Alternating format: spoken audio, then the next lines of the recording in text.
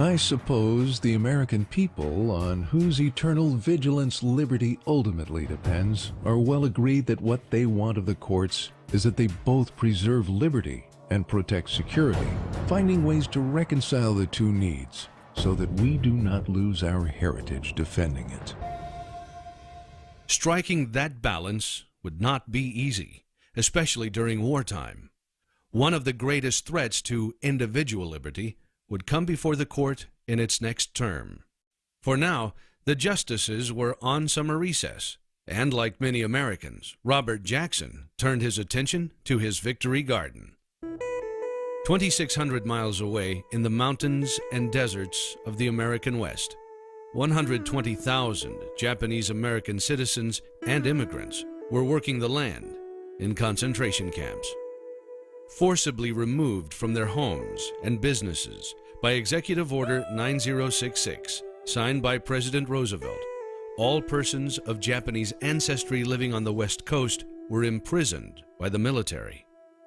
They would stay in detention centers surrounded by barbed wire for nearly 3 years.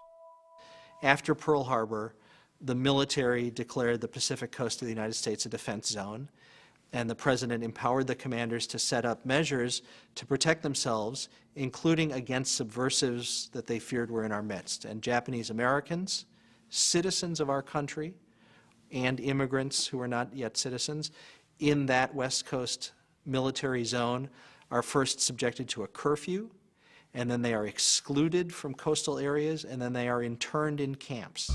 Before they went into the internment camps, I know that my grandparents, they were put into assembly center at Santa Anita Racetrack, which is near Los Angeles, because Los Angeles had so many Japanese Americans living there, and they lived there for a few weeks in the horse stalls. My grandfather, he remembers living with his whole family, his mother and father and his siblings, in a horse stall, and they had to make mattresses out of the hay and the materials that they had at the racetrack. They didn't know exactly what was happening, but they knew that they couldn't speak out and they didn't have the regular rights of a U.S. citizen. Of course, they were very, very disappointed because they lost their businesses, they lost their homes. But when you speak to Japanese Americans, that's not always the first thing they mention. They mention things such as having to leave their pets behind or having to watch their parents work so hard. Once Congress had passed laws backing up the military orders, it was a federal crime to disobey.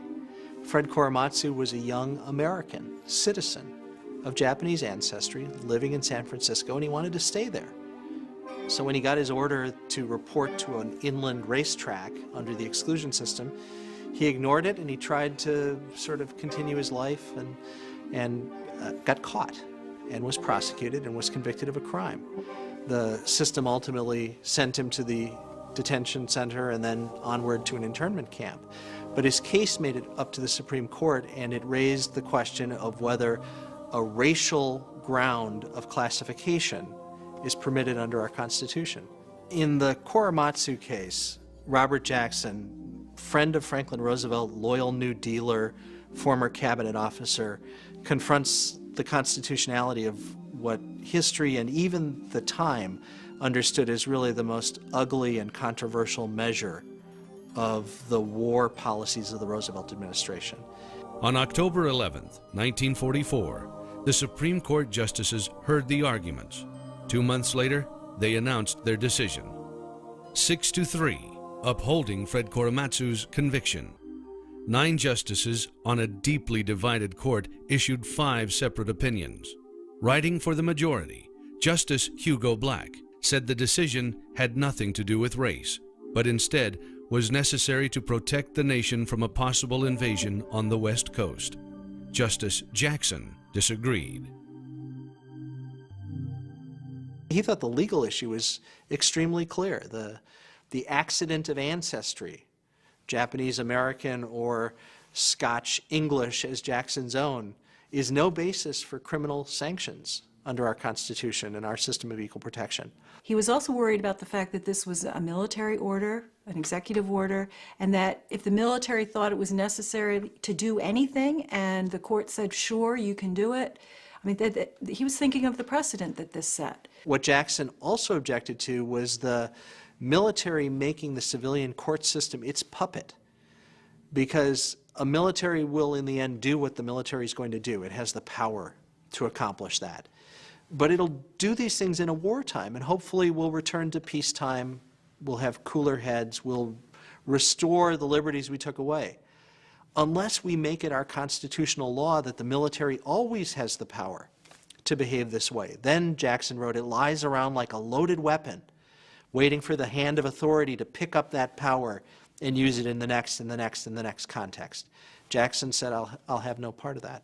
Here again, it came back to not only his distrust of excessive government power, but also his feeling that it was wrong just to pick people out because of their race.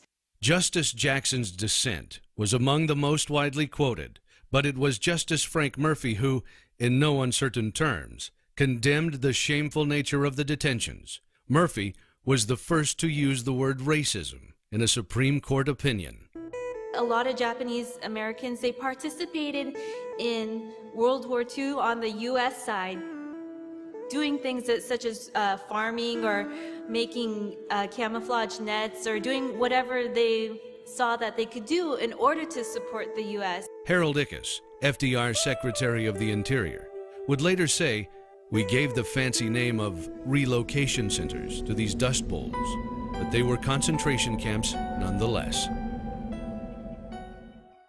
No Japanese American was ever convicted of espionage or sabotage against the United States. The few Americans who were found guilty of spying for Japan were all of European descent. The 1944 Korematsu decision, which declared the Japanese American internment constitutional, has never been overturned.